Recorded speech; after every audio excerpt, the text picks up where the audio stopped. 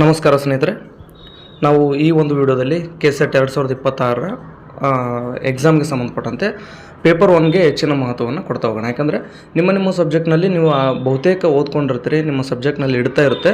ಆದರೆ ಈ ಪೇಪರ್ 1 ಏನಿದೆ GK ಪೇಪರ್, ಇದರಲ್ಲಿ ಸ್ವಲ್ಪ ಒಂದಷ್ಟು ಟಾಪಿಕ್ಗಳು ನಿಮಗೆ ಕಷ್ಟ ಅನ್ನಿಸ್ಬೋದು. ಆ ನಿಟ್ಟಿನಲ್ಲಿ ನಾವೇನು ಮಾಡೋಣ ಅಂದರೆ ಕೆಸೆಟ್ ಪತ್ರಿಕೆ 1ರ ಬಗ್ಗೆ ನಾವು ಸಂಪೂರ್ಣವಾಗಿ ಡಿಸ್ಕಸ್ ಮಾಡ್ತಾ ಹೋಗೋಣ.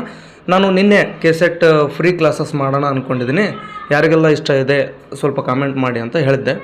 ಬಹುತೇಕ ಜನ ಒಳ್ಳೆ ರೆಸ್ಪಾನ್ಸ್ ಕೊಟ್ಟಿದ್ರಿ. ಸೊ ಆ ಕಾರಣಕ್ಕೋಸ್ಕರ ನಾನು ಕೆಸೆಟ್ ಕ್ಲಾಸ್ಗಳನ್ನು ಕಂಟಿನ್ಯೂ ಮಾಡಬೇಕಂತ ಅಂದ್ಕೊಂಡಿದ್ದೀನಿ.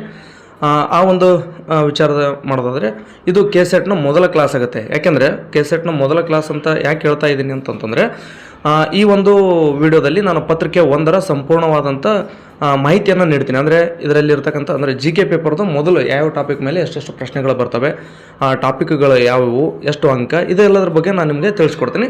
ನೆಕ್ಸ್ಟ್ ಏನು ಮಾಡೋಣ ಅಂದರೆ ಟಾಪಿಕ್ ವೈಸು ಒಂದೊಂದೇ ಕ್ಲಾಸ್ಗಳನ್ನು ಮಾಡ್ತಾ ಹೋಗೋಣ. ಮತ್ತು ಅತಿ ಹೆಚ್ಚು ಜನ ಈ ಒಂದು ನಿನ್ನೆ ವಿಡಿಯೋಕ್ಕೆ ನೀವು ಸಬ್ಸ್ಕ್ರೈಬ್ ಮಾಡ್ಕೊಂಡಿದ್ರಿ. ಮತ್ತು ಉಳಿದಂಥವ್ರಿಗೆ ಕೇಳುವಂಥದ್ದಿಷ್ಟೇ ಸ್ನೇಹಿತರೆ, ನಿಮ್ಮ ಕಡೆಯಿಂದ ಉಚಿತವಾಗಿರ್ತಕ್ಕಂಥ ಒಂದು ಸಬ್ಸ್ಕ್ರೈಬನ್ನು ಮಾಡ್ಕೊಳ್ಳೋದ್ರಿಂದ ನನಗೆ ತರಗತಿಗಳನ್ನು ಮುಂದುವರಿಸೋದಕ್ಕೆ ಮತ್ತಷ್ಟು ಪ್ರೋತ್ಸಾಹವನ್ನು ನೀಡಿದಂತೆ ಆಗುತ್ತೆ ಅಂತ ತಮ್ಮಲ್ಲಿ ಕಳಕಳಿಯ ವಿನಂತಿಯನ್ನು ಮಾಡ್ಕೊಳ್ತಾ, ಪ್ಲೀಸ್ ನಮ್ಮ ಯೂಟ್ಯೂಬ್ ಚಾನಲನ್ನು ಸಬ್ಸ್ಕ್ರೈಬ್ ಮಾಡ್ಕೊಳ್ಳಿ ಅಂತ ಹೇಳ್ತಾ ಈ ಒಂದು ವಿಡಿಯೋನ ಆರಂಭ ಮಾಡೋಣ. ನೋಡಿ ಸ್ನೇಹಿತರೆ, ಕೆಸೆಟ್ ಅನ್ನುವಂಥದ್ದು ಒಟ್ಟಾರೆ 2 ಪತ್ರಿಕೆಗಳನ್ನು ಒಳಗೊಂಡಿರ್ತಕ್ಕಂಥದ್ದು. ಜೂಮ್ ಮಾಡ್ತಿದ್ದೀನಿ ಅಂದರೆ ನಿಮಗೆಲ್ರಿಗೂ ಸ್ಪಷ್ಟವಾಗಿ ಕಾಣಲಿ ಅಂತ.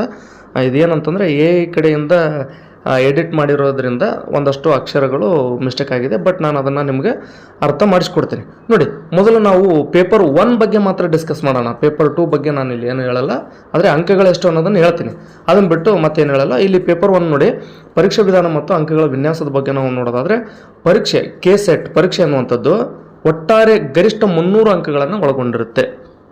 ಅಂದರೆ ಗರಿಷ್ಠ 150 ಪ್ರಶ್ನೆಗಳನ್ನು ಒಳಗೊಂಡಿರುತ್ತೆ. ಹಾಗಾದರೆ ಇಲ್ಲಿ ಕನ್ಫ್ಯೂಸ್ ಮಾಡ್ಕೊಳಕ್ಕೆ ಹೋಗ್ಬೇಡಿ. ಇಡೀ ಕೆಸೆಟ್ ಎಕ್ಸಾಮ್ ಅನ್ನೋಂಥದ್ದು ಒಟ್ಟಾರೆ 2 ಪತ್ರಿಕೆಗಳನ್ನು ಒಳಗೊಂಡಿರುತ್ತೆ. ಮೊದಲ ಪತ್ರಿಕೆಯಲ್ಲಿ 50 ಪ್ರಶ್ನೆಗಳು ಬರ್ತವೆ, ಎರಡನೇ ಪತ್ರಿಕೆಯಲ್ಲಿ 100 ಪ್ರಶ್ನೆಗಳು ಬರ್ತವೆ. ನಿಮ್ಗೆ ಸಹಜವಾಗಿ ಅರ್ಥ ಆಯಿತು. 50 ಪ್ರಶ್ನೆಗಳು ಪ್ಲಸ್ 100 ಪ್ರಶ್ನೆಗಳು ಒಟ್ಟಾರೆ ಎಷ್ಟಾಯಿತು? ಗರಿಷ್ಠ 150 ಪ್ರಶ್ನೆಗಳು ಬರ್ತವೆ. ಒಂದು ಪ್ರಶ್ನೆಗೆ 2 ಅಂಕಗಳು ಸಿಗ್ತವೆ. ನಿಮಗೆ ನೀವೇನಾದರೂ ಒಂದು ಪ್ರಶ್ನೆಗೆ ಸರಿಯಾಗಿ ಉತ್ತರವನ್ನು ಕೊಟ್ಟರೆ ಅಂದರೆ 2 ಅಂಕಗಳು ಸಿಗ್ತವೆ. ಹಾಗಾದರೆ ಇಲ್ಲಿ ನಿಮಗೆ ಸ್ಪಷ್ಟ ಆಗುತ್ತೆ, 150 ಪ್ರಶ್ನೆಗಳಿಗೂ ಕೂಡ ನೀವು ಉತ್ತರವನ್ನು ನೀಡಿದರೆ ಅಂದರೆ ನಿಮಗೆ ಸಿಗ್ತಕ್ಕಂಥ ಒಟ್ಟು ಗರಿಷ್ಠ ಅಂಕಗಳು ಎಷ್ಟಪ್ಪ ಅಂದರೆ 300. ಆ ಕಾರಣಕ್ಕೋಸ್ಕರ ಹೇಳಿರುವಂಥದ್ದು ಏನು ಅಂತಂದರೆ, ಈ ಒಂದು ಪರೀಕ್ಷೆ ಅಂದರೆ ಕೆಸೆಟ್ ಪರೀಕ್ಷೆ 300 ಅಂಕಗಳಿಗೆ ಎಕ್ಸಾಮ್ ನಡೆಯುತ್ತೆ. ಹಾಗಾದರೆ 300 ಅಂಕಗಳು ಒಂದೇ ಪತ್ರಿಕೆ ಅಲ್ಲ, ಇಲ್ಲಿ 2 ಪತ್ರಿಕೆಗಳಿದೆ ಅನ್ನುವಂಥದ್ದು ತಮಗೆ ಗೊತ್ತಾಗಿದೆ. ಸೊ ಕೆಸೆಟ್ನಲ್ಲಿ ಮೊದಲ ಪತ್ರಿಕೆ ಯಾವುದು ಅಂದರೆ GK, ಎರಡನೇ ಪತ್ರಿಕೆ ನಿಮ್ಮ ಆಪ್ಷನಲ್ ಸಬ್ಜೆಕ್ಟ್ ಆಗಿರುತ್ತೆ. ಮೊದಲ ಪತ್ರಿಕೆ GK ಏನಿದೆ, ಇದು 50 ಪ್ರಶ್ನೆಗಳನ್ನು ಒಳಗೊಂಡಿರುತ್ತೆ. ಒಂದು ಪ್ರಶ್ನೆಗೆ ನೀವು ಸರಿಯಾಗಿ ಉತ್ತರವನ್ನು ನೀಡಿದರೆ ಅಂದರೆ 100 ಅಂಕಗಳನ್ನು ಗಳಿಸ್ಬೋದು. ಇಲ್ಲಿದೆ, ತಾವು ನೋಡ್ಬೋದು. ಸೊ ಈ ರೀತಿಯಾಗಿ ಇರತಕ್ಕಂಥದ್ದು. ಹಾಗಾದರೆ 100 ಅಂಕಗಳನ್ನು ಇಲ್ಲಿ ಗಳಿಸ್ಬೋದು ಗರಿಷ್ಠ. ಮತ್ತು ಪತ್ರಿಕೆ 2, ಈ ಪತ್ರಿಕೆ 2ರಲ್ಲಿ ಪ್ರಶ್ನೆಗಳ ಸಂಖ್ಯೆ ಎಷ್ಟಪ್ಪ ಅಂದ್ರೆ 100 ಪ್ರಶ್ನೆಗಳು ಬರ್ತವೆ. 100 ಪ್ರಶ್ನೆಗಳಿಗೆ ನೀವು ಸರಿಯಾಗಿ ಉತ್ತರವನ್ನು ನೀಡಿದರೆ ಅಂದರೆ 200 ಅಂಕಗಳನ್ನು ಗಳಿಸ್ಬೋದು. ಅಂದರೆ 100 ಯಾರು ಗಳಿಸಲ್ಲ, ಆದರೆ ಇರ್ತಕ್ಕಂಥ ಚಾನ್ಸಸ್ ಇರುವಂಥದ್ದು ಎಷ್ಟಂದರೆ 100ಕ್ಕೆ 100 ನೀವು ಸರಿಯಾಗಿ ಉತ್ತರಿಸಿದರೆ ಅಂದರೆ ನೀವು ಗರಿಷ್ಠ 200 ಅಂಕಗಳನ್ನು ಪೇಪರ್ 2ನಲ್ಲಿ ಗಳಿಸ್ಬೋದು. ಪೇಪರ್ 1ನಲ್ಲಿ 100 ಅಂಕಗಳನ್ನು ನೀವು ಗಳಿಸ್ಬೋದು. ಒಟ್ಟಾರೆಯಾಗಿ 300 ಅಂಕಗಳಿಗೆ ಎಕ್ಸಾಮ್ ನಡೆಯುತ್ತೆ. ನಿಮ್ಗೆ ಗೊತ್ತಾಯಿತು 150 ಪ್ರಶ್ನೆಗಳು ಬರ್ತವೆ ಅಂತಕ್ಕಂಥದ್ದು. ನೋಡಿ, ಪ್ರತಿ ಪ್ರಶ್ನೆಗೆ 2 ಅಂಕಗಳು ಇರ್ತವೆ. ನೋಟಿಫಿಕೇಶನ್ ನಿರೀಕ್ಷೆ ಸ್ವಲ್ಪ ನಾನು ಆಲ್ರೆಡಿ ಹೇಳಿದ್ದೀನಿ. ಏನಂತಂದರೆ ಕಡೆಯಿಂದ ಇದು ಕ್ರಿಯೇಟ್ ಮಾಡಿರೋದ್ರಿಂದ, ಅಂದರೆ ಕ್ರಿಯೇಟ್ ಮಾಡಿದ್ಮೇಲೆ ಸ್ವಲ್ಪ ತಪ್ಪಾಗಿ ಬಂದಿದೆ. ಸೊ ಇದೇನು ಬೇಡ. ನೋಡಿ, ನೋಟಿಫಿಕೇಶನ್ ನಿರೀಕ್ಷೆ ಯಾವಾಗ ನೋಡಿ, ಈಗ ಆಲ್ರೆಡಿ ಅಕ್ಟೋಬರ್ 11ಕ್ಕೆ ಎಕ್ಸಾಮ್ ಡೇಟ್ ಅನೌನ್ಸ್ ಆಗಿದೆ. ಅಕ್ಟೋಬರ್ 11ಕ್ಕೆ ಎಕ್ಸಾಮ್ ಡೇಟ್ ಅನೌನ್ಸ್ ಆಗಿದೆ ಅಂದರೆ ಯಾವುದೇ ಕಾರಣಕ್ಕೂ ಸೆಪ್ಟೆಂಬರ್ನಲ್ಲಿ ಅಲ್ಲ, ಆಗಸ್ಟ್ನಲ್ಲಿಯೇ ನೋಟಿಫಿಕೇಶನ್ ಆಗುತ್ತೆ. ಅಂದರೆ ಜುಲೈ ಮಧ್ಯದಲ್ಲಿ, ಅಂದರೆ ಜುಲೈ ಮಧ್ಯ ಅಂದರೆ ಜುಲೈ 15ರ ನಂತರ, ಮತ್ತು ಆಗಸ್ಟ್ 15ರ ಒಳಗಾಗಿ, ಅಂದರೆ ಜುಲೈ 15ರ ನಂತರ ಆಗಸ್ಟ್ 15ರ ಒಳಗಾಗಿ ಯಾವ ಕ್ಷಣದಲ್ಲಿ ಬೇಕಾದರೂ ನೋಟಿಫಿಕೇಶನ್ ಆಗಬಹುದು. ಇದು ನಿಮಗೆ ಸ್ಪಷ್ಟ ಇರಲಿ. ಹಾಗಾದರೆ ಈ GK ಪೇಪರ್ ಬಗ್ಗೆ ಮಾತ್ರ ನಾವು ನೋಡೋಣ ಅಂತ ಹೇಳಿದೆ. ಅಂದರೆ ಪತ್ರಿಕೆ 1ರ ಬಗ್ಗೆ ಇಲ್ಲಿದೆ ನೋಡಿ. ಪತ್ರಿಕೆ 1ರ ಬಗ್ಗೆ ನಾವು ಡಿಸ್ಕಸ್ ಮಾಡೋಣ. ಪಠ್ಯಕ್ರಮವನ್ನು ನೋಡೋದಾದರೆ ಅಂದರೆ ನಾ ಪೇಪರ್ 2 ಬಗ್ಗೆ ಇಲ್ಲಿ ಏನು ಹೇಳಲ್ಲ ಅಂತ ಆಲ್ರೆಡಿ ಹೇಳಿದ್ದೀನಿ. ಇಲ್ಲಿ ಕೇವಲ ನಾವು ಪತ್ರಿಕೆ 1ರ ಬಗ್ಗೆ ನೋಡೋದಾದರೆ ಈ ಪತ್ರಿಕೆಯು ಅಂದರೆ ಪೇಪರ್ 1 ಒಟ್ಟು 10 ಪ್ರಮುಖ ಘಟಕಗಳನ್ನು ಒಳಗೊಂಡಿದೆ. 10 ಘಟಕಗಳು ಅಂದರೆ 10 ಅಧ್ಯಾಯಗಳನ್ನು ಒಳಗೊಂಡಿದೆ. 10 ಅಧ್ಯಾಯಗಳಂದರೆ ಪ್ರತಿ ಅಧ್ಯಾಯದ ಮೇಲೆ 5 ಪ್ರಶ್ನೆಗಳು ಕಡ್ಡಾಯವಾಗಿ ಬರ್ತವೆ. ಅಂದರೆ ನೋಡಿ, ಎಲ್ಲೆಲ್ಲೋ ಏನೇನೋ ಓದೋವಂಥದ್ದಲ್ಲ. ಇಲ್ಲೇನಿದೆ ನೋಡಿ, 10 ಯಾವುದು ಅನ್ನೋದನ್ನು ತೋರಿಸ್ಕೊಡ್ತೀನಿ. ಒಂದು ಬೋಧನಾ ಸಾಮರ್ಥ್ಯ, ಸಂಶೋಧನಾ ಸಾಮರ್ಥ್ಯ, ಗ್ರಹಿಕೆ, ಸಂವಹನ, ಗಣಿತದ ತರ್ಕ, ತಾರ್ಕಿಕ ಆಲೋಚನೆ, ದತ್ತಾಂಶ ವಿಶ್ಲೇಷಣೆ, ICT, ಪರಿಸರ, ಉನ್ನತ ಶಿಕ್ಷಣ ವ್ಯವಸ್ಥೆ. ನೋಡಿ ಇಲ್ಲಿ ಎಷ್ಟಾಯಿತು? 1 2 3 4 5 6 7 8 9 10.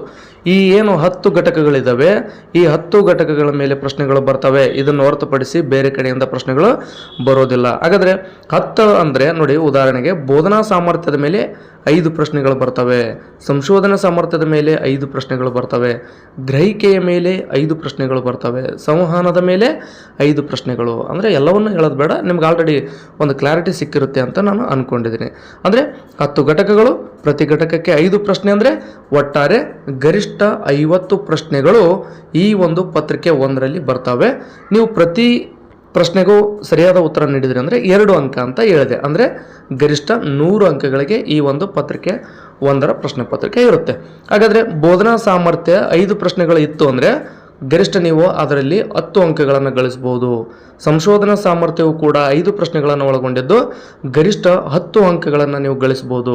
ಆ ರೀತಿಯಾಗಿ ಎಲ್ಲ ಏನು ಘಟಕಗಳಿದ್ದಾವೆ ಈ ಎಲ್ಲ ಒಂದು ಅಧ್ಯಾಯಗಳ ಮೇಲೆ 5 ಪ್ರಶ್ನೆಗಳು ಬರ್ತವೆ. ಪ್ರತಿ ಪ್ರಶ್ನೆಗೂ ಉತ್ತರ ನೀಡಿದ್ರಿ ಅಂತಂದರೆ 10 ಅಂಕಗಳನ್ನು ಗಳಿಸ್ಬೋದು. ಈ ರೀತಿಯಾಗಿ ಏನಾಗಿದೆ ಅಂದರೆ ಪತ್ರಿಕೆ 1 ಇರ್ತಕ್ಕಂಥದ್ದು. ಮತ್ತು ಇಲ್ಲಿ ನೀವೇನಂದರೆ ಇಂತಿಷ್ಟೇ ಅಂಕಗಳನ್ನು ಗಳಿಸ್ಬೇಕಂತೇನಿಲ್ಲ. ಅಂದರೆ ನೀವು 50ಕ್ಕೆ ಅಂದರೆ 50 ಪ್ರಶ್ನೆಗಳಿಗೆ 30ಕ್ಕೆ ನೀವು ಸರಿಯಾಗಿ ಉತ್ತರ ಕೊಟ್ಬಿಟ್ರೆ ಅಂದರೆ ಪಾಸ್ ಆದ್ರಿ, ಅಥವಾ 40ಕ್ಕೆ ಕೊಟ್ಟರೆ ಪಾಸ್ ಆದರೆ. ಅಂದರೆ ಉದಾಹರಣೆಗೆ ಏನಂದರೆ TET. ಈಗ ನೋಡಿ, TETಗೆ SC ST ಕ್ಯಾಟಗರಿ 1ದವರಿಗೆ 83ವರೆಗೆ ನೀವು ಮಾರ್ಕ್ಸ್ ತಗೊಂಡ್ರೆ ಕ್ಲಿಯರ್. ಅದೇ OBC ಮತ್ತು ಜನರಲ್ದವ್ರಿಗೆ TETಯಲ್ಲಿ 90 ತೊಗೊಂಡ್ರೆ ನೀವು 1000 ಜನ ಅಪ್ಲಿಕೇಶನ್ ಹಾಕಿ 1000 ಜನನೂ ನೀವು 90ಕ್ಕಿಂತ ಹೆಚ್ಚು ಸ್ಕೋರ್ ಮಾಡಿಬಿಟ್ರೆ ನೀವು 1000 ಜನನೂ ಪಾಸ್ ಆದಂಗೆ. ಆದ್ರೆ ಈ KCETನಲ್ಲಿ ಹಂಗಲ್ಲ. KCETನಲ್ಲಿ ಏನಾಗುತ್ತೆ ಅಂದರೆ ನೀವು 6% ತೊಗೊತಾರೆ, ಅಂದರೆ 100ಕ್ಕೆ 6 ಜನರಂತೆ. ಈಗ ಉದಾಹರಣೆಗೆ ಇತಿಹಾಸ ಸಬ್ಜೆಕ್ಟ್ನಲ್ಲಿ ಒಂದು 1000 ಜನ ಅಪ್ಲಿಕೇಶನ್ ಹಾಕಿದ್ರು ಅಂತ ಅಂದ್ಕೊಳ್ಳಿ, ಭಾವಿಸಿ. ಅಂದರೆ ಜಸ್ಟ್ ಉದಾಹರಣೆಗೆ ಹಿಸ್ಟ್ರಿನಲ್ಲಿ 1000 ಜನ ಅಪ್ಲಿಕೇಶನ್ ಹಾಕಿದರೆ 100ಕ್ಕೆ 6 ಜನರಂಗೆ 1000ಕ್ಕೆ ಎಷ್ಟಾಯಿತು? 60 ಜನ. ಅಂದರೆ ಟಾಪಲ್ಲಿ ಇರ್ತಕ್ಕಂಥ 60 ಜನರನ್ನು ತೊಗೊತಾರಂತಲ್ಲ, ಅಲ್ಲಿ ಏನಾಗುತ್ತೆ ಅಂದರೆ ಕ್ಯಾಟಗರಿ ವೈಸ್ ಹೊಡೆದಾಗ್ತಾರೆ. ಹೆಂಗೆ 50% ಮಾಡೋಣ, ಯಾಕಂದರೆ 56 ಬೇಡ ಸದ್ಯಕ್ಕೆ. ಏನಂದರೆ 50% GM, 50% ರಿಸರ್ವೇಷನ್ಗೆ ಅಷ್ಟೇ ವಿಚಾರ ಮಾಡೋಣ. ಉದಾಹರಣೆಗೆ 50% ಅಂದರೆ ಈ 1000 ಜನರಲ್ಲಿ ಟಾಪಲ್ಲಿ ಇರ್ತಕ್ಕಂಥ ಒಂದು 50 ಜನ ಜನರಲ್ನಲ್ಲಿ ಸೆಲೆಕ್ಟ್ ಆದರೆ ಉಳಿದಂಥವ್ರು ಏನಾಗುತ್ತೆ ಅಂದರೆ ಕೆಟಗರಿಯಲ್ಲಿ ಆಗ್ತಾರೆ. ಆಯಾ ಕೆಟಗರಿಯಲ್ಲಿ ಸ್ವಲ್ಪ ಸ್ಕೋರ್ ಕಡಿಮೆ ಮಾಡಿದವ್ರಿಗೂ ಕೂಡ ಚಾನ್ಸಸ್ ಸಿಗುತ್ತೆ. ಯಾಕಂದರೆ ಎಲ್ಲರೂ ಕೂಡ ಕೆಟಗರಿ ವೈಸ್ ಸೆಲೆಕ್ಟ್ ಆಗೋದ್ರಿಂದ ಇಲ್ಲಿ ಏನಾಗುತ್ತೆ ಅಂದರೆ ಬಹುತೇಕ ಇಲ್ಲೇನೋ ನಿಮ್ಗೆ ಸ್ವಲ್ಪ ಗೊಂದಲ ಆಗ್ಬೋದು ಅನಿಸುತ್ತೆ. ಗೊಂದಲ ಮಾಡ್ಕೊಳಕ್ಕೆ ಹೋಗ್ಬಿಡಿ. 1000 ಜನರಲ್ಲಿ 50 ನೋಡಿ, ಟೋಟಲ್ ಏನು ಟಾಪ್ ವರ್ಸ್ ಏನಿರ್ತಾರೆ ಒಂದು 50 ಜನ GMಲ್ಲಿ ಸೆಲೆಕ್ಟ್ ಆದರೆ ಉಳಿದಂಥವ್ರು ಏನು ಸೀರಿಯಲ್ ಇದ್ದವರೇ ಅಂದರೆ ಆಗ್ತಾರೆ ಅಂತಲ್ಲ. ಯಾಕಂದರೆ ಆ ಕೆಟಗರಿಯಲ್ಲಿ ಎಷ್ಟೆಷ್ಟು ಸಂಖ್ಯೆಗೆ ಅನುಗುಣವಾಗಿ ಸಿಗುತ್ತೋ ಅಷ್ಟೆಷ್ಟು. ಅಂದರೆ ನೋಡಿ, 2Aದಲ್ಲಿ ಏನಾಗುತ್ತೆ ಅಂದರೆ ಹೆಚ್ಚಿನ ಮೀಸಲಾತಿ ಇರುತ್ತೆ 15%. ಅಲ್ಲಿ ಸ್ವಲ್ಪ ಈ 6%ಗೆ ಹೋಲಿಕೆ ಮಾಡಿದಾಗ ಸ್ವಲ್ಪ ಜಾಸ್ತಿ ಆಗುತ್ತೆ.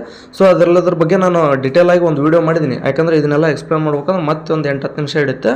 ಸೊ 6% ಮಾಡೋದು ಹೆಂಗೆ ಮತ್ತು ರಿಸರ್ವೇಷನ್ ಹೆಂಗೆ ಅನ್ನೋದನ್ನು ಬೇಕಾದ್ರೆ ಅದನ್ನು ಸಪ್ರೇಟಾಗಿ ನಿಮ್ಗೆ ವೀಡಿಯೋ ಮಾಡಿ ತಿಳಿಸ್ಕೊಡ್ತೀನಿ. ಅದ್ರ ಬಗ್ಗೆ ಡೌಟ್ ಇದ್ದರೆ ಬೇಕಾದರೆ ಕಮೆಂಟ್ ಮಾಡಿ, ಬೇಕಾದರೆ ತಿಳಿಸ್ಕೊಡುವಂಥ ಪ್ರಯತ್ನವನ್ನು 100ಕ್ಕೆ 100 ಮಾಡ್ತೀನಿ. ಈಗ ಆಲ್ರೆಡಿ ಮಾಡಿದ್ದೀನಿ, ಬಟ್ ಅವೆಲ್ಲ ಹಳೆ ವೀಡಿಯೋಗಳು. ಈಗೇನು ಹೊಸ ಅಪ್ಡೇಟ್ ಇದೆ ಅದಕ್ಕೆ ತಕ್ಕಂಗೆ ನಾನು ಯಾವ ರೀತಿ ಎಲಿಜಿಬಿಲಿಟಿ ಕ್ರೈಟೀರಿಯಾ ಇದೆ ಅನ್ನೋದ್ರ ಬಗ್ಗೆ ನಾನು ನಿಮಗೆ ಕ್ಲಾರಿಟಿ ಕೊಡ್ತೀನಿ. ಇದಿಷ್ಟು ಏನಪ್ಪ ಅಂದರೆ KCET ಪೇಪರ್ 1 ಬಗ್ಗೆ ಇರ್ತಕ್ಕಂಥದ್ದು. ಇದನ್ನು ನಾವು ಫಸ್ಟ್ ಕ್ಲಾಸ್ ಅಂತಲೇ ತಿಳ್ಕೊಂಬಿಡೋಣ.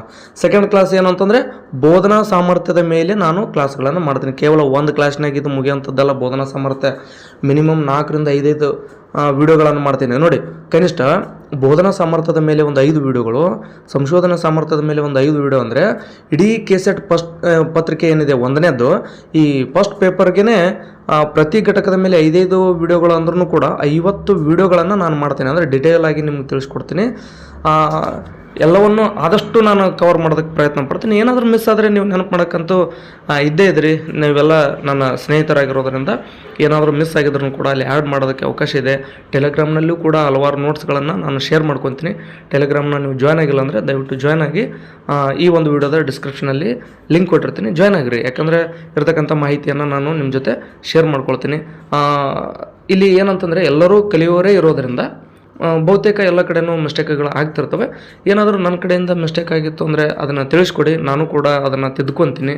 ಅಥವಾ ನಿಮಗೇನಾದರೂ ಡೌಟ್ ಇದ್ದರೆ ಕಾಮೆಂಟ್ ಮಾಡಿ ಡೌಟನ್ನು ಕೇಳಿ ನಾನು ಅದಕ್ಕೆ ಉತ್ತರಿಸುವಂಥ ಪ್ರಯತ್ನವನ್ನು ಮಾಡ್ತೀನಿ. ಬಹುತೇಕ ಏನು ತಪ್ಪು ಅಂದರೆ ಬಹುತೇಕ ಸರಿಯಾದಂಥ ಮಾಹಿತಿಯನ್ನು ಸಂಗ್ರಹಿಸ್ಕೊಂಡೇ ಹೇಳಿರ್ತೀನಿ. ಆದಾಗ್ಯೂ ಕೂಡ ಮಿಸ್ಟೇಕ್ ಆಗ್ತಿರ್ತಾವಲ್ಲ, ಆ ಕಾರಣಕ್ಕೋಸ್ಕರ ಹೇಳಿದ್ದೆ. ಯಾಕಂದರೆ ಒಂದು ವೀಡಿಯೋ ಮಾಡ್ತಿದ್ವಿ ಅಂದರೆ ಸುಮ್ಮನೆ ಮಾಡಲ್ಲ, ಅದೆಲ್ಲದ್ರ ಬಗ್ಗೆನೇ ತಿಳ್ಕೊಂಡು ನೋಡಿಕೊಂಡು ಸರಿಯಾದಂಥ ಮಾಹಿತಿಯನ್ನು ಒದಗಿಸ್ಬೇಕು. ಯಾಕಂದರೆ ಯೂಟ್ಯೂಬ್ ಚಾನಲ್ನ ಕ್ವಾಲಿಟಿ ಕಳಿಬಾರ್ದು ಅನ್ನೋ ಉದ್ದೇಶಕ್ಕೆ ನಾವು ಎಲ್ಲನೂ ತಿಳ್ಕೊಂಡೇ ವೀಡಿಯೋ ಮಾಡಿರ್ತೀವಿ. ಆದಾಗ್ಯೂ ಕೂಡ ಮನುಷ್ಯನ ಸಹಜ ಗುಣ ಏನಂದರೆ ತಪ್ಪು ಮಾಡೋದು. ಅದು ತಪ್ಪು ಆಗ್ತಿರ್ತವೆ. ನೀವು ಅದನ್ನು ಅನುಸರಿಸ್ಕೊಂಡು ಮಾಡಿರ್ತಕ್ಕಂಥ ತಪ್ಪನ್ನು ಬೇಕಾದರೆ ಕಮೆಂಟ್ ಮಾಡಿ, ಈ ರೀತಿ ಮಿಸ್ಟೇಕ್ ಆಗಿತ್ತು, ಅದು ಈ ರೀತಿ ಮಾಹಿತಿ ಇದೆ ಅಂತ ನೀವು ತಿಳಿಸ್ಕೊಡಿ, ನಾನು ಕೂಡ ತಿದ್ಕೊತೀನಿ. ನಿಮಗೂ ಕೂಡ ನಾನು ಒಂದು ಒಳ್ಳೆ ಕಂಟೆಂಟನ್ನು ಕೊಡೋದಕ್ಕೆ ಪ್ರಯತ್ನ ಮಾಡ್ತೀನಿ. ಮತ್ತು KSET 2026 ಎಷ್ಟು ಮಹತ್ವ ಇದೆ ಅಂದರೆ ಮುಂಬರ್ತಕ್ಕಂಥ ಅಸಿಸ್ಟೆಂಟ್ ಪ್ರೊಫೆಸರ್ಗೆ ತುಂಬ ಅನುಕೂಲ ಇರೋದರಿಂದ ಈ ಒಂದು ಎಕ್ಸಾಮ್ನ ಯಾವುದೇ ಕಾರಣಕ್ಕೂ ಮಿಸ್ ಮಾಡ್ಕೋಬಾರ್ದು. ಯಾಕಂದರೆ ಒಂದು ಸಾರಿ ನೀವು ಅಸಿಸ್ಟೆಂಟ್ ಪ್ರೊಫೆಸರ್ ಮಿಸ್ ಮಾಡ್ಕೊಂಡ್ರೆ ಅಂದರೆ ಕನಿಷ್ಠ 4-5 ವರ್ಷ ಕಾಯಬೇಕು. ಉದಾಹರಣೆಗೆ 2021ರಲ್ಲಿ ಅಸಿಸ್ಟೆಂಟ್ ಪ್ರೊಫೆಸರ್ ನೋಟಿಫಿಕೇಷನ್ ಆಗಿತ್ತು. ಈಗ 2026 ನೋಟಿಫಿಕೇಷನ್ ಮಾಡ್ತಾರೆ ಅನ್ನುವಂಥದ್ದು ಎಲ್ಲರಿಗೂ ಒಂದೇನೋ ಧೈರ್ಯ ಇದೆ, ಮಾಡಲಿ ಅನ್ನುವಂಥದ್ದೇ ನಮ್ಮದು ಕೂಡ ಆಶಯ. ಸೊ ಆ ಕಾರಣಕ್ಕೋಸ್ಕರ ಈ ಒಂದು ಅಸಿಸ್ಟೆಂಟ್ ಪ್ರೊಫೆಸರ್ ಹುದ್ದೆಗೆ ನೀವು ಎಕ್ಸಾಮನ್ನು ಬರಿಬೇಕಂದ್ರೆ ಮೊದಲ ಕೆಲಸ ಏನಂದರೆ KSET ಪಾಸ್ ಮಾಡ್ಕೋಬೇಕು. ಇಲ್ಲ ಅಂತಂದರೆ ಎಕ್ಸಾಮ್ ಬರೆಯೋದಕ್ಕೇ ಅವಕಾಶ ಇಲ್ಲ. ಸೊ ಯಾವುದೇ ಕಾರಣಕ್ಕೂ ಇಲ್ಲಿ ಮಿಸ್ಟೇಕ್ ಮಾಡೋಕ್ಕೆ ಹೋಗ್ಬೇಡಿ. ಗೊತ್ತಿಲ್ಲದೆ ಇರೋದನ್ನು ಕೇಳಿ ತಿಳ್ಕೊಳ್ರಿ. ಮತ್ತು ಬೇರೆ ಬೇರೆ ಕಡೆನೂ ನೋಡಿರಿ. ನಾನೇ ಹೇಳ್ತಿದ್ದೀನಿ ಅಂತಂದ್ರೆ ನಾನೇ ಎಲ್ಲವನ್ನೂ ತಿಳಿಸ್ಕೊಡ್ತೀನಿ ಅಂತಲ್ಲ, ನೀವು ಬೇಕಾದರೆ ಬೇರೆ ಬೇರೆ ಚಾನಲ್ಗಳನ್ನು ನೋಡಿರಿ, ಬೇರೆ ಬೇರೆ ಪುಸ್ತಕಗಳನ್ನು ಓದಿರಿ. ಒಟ್ಟಾರೆ ನಮ್ಮ ಗುರಿ ಏನಪ್ಪ ಅಂದರೆ ಒಂದು ಎಕ್ಸಾಮನ್ನು ಕ್ಲಿಯರ್ ಮಾಡ್ಕೊಳ್ಳೋದು ಅಷ್ಟೇ. ಇಲ್ಲಿ ಏನೋ ಬೇರೆ ಬೇರೆ ವಿಚಾರಗಳು ಇರೋದಿಲ್ಲ. ನಮ್ಮ ಟಾರ್ಗೆಟ್ ಇರ್ತಕ್ಕಂಥದ್ದು ಎಕ್ಸಾಮ್ ಕ್ಲಿಯರ್ ಮಾಡ್ಕೊಳ್ಳೋದು. ಎಕ್ಸಾಮ್ ಕ್ಲಿಯರ್ ಮಾಡ್ಕೊಳ್ಳುವಂಥ ಕೆಲಸವನ್ನು ಮಾಡಿ ಮುಂಬರ್ತಕ್ಕಂಥ ಅಸಿಸ್ಟೆಂಟ್ ಪ್ರೊಫೆಸರ್ ಹುದ್ದೆಗಳಿಗೆ ತಾವು ಕೂಡ ಎಲಿಜಿಬಲ್ ಆಗ್ರಿ ಅನ್ನೋವಂಥ ಆಶಾಭಾವನೆಯೊಂದಿಗೆ ಈ ಒಂದು ವಿಡಿಯೋನ ನಾನು ಕಂಪ್ಲೀಟ್ ಮಾಡ್ತಾಯಿದ್ದೀನಿ. ವಿಡಿಯೋ ನೋಡಿದ್ದಕ್ಕಾಗಿ ತಮ್ಮೆಲ್ಲರಿಗೂ ಧನ್ಯವಾದ.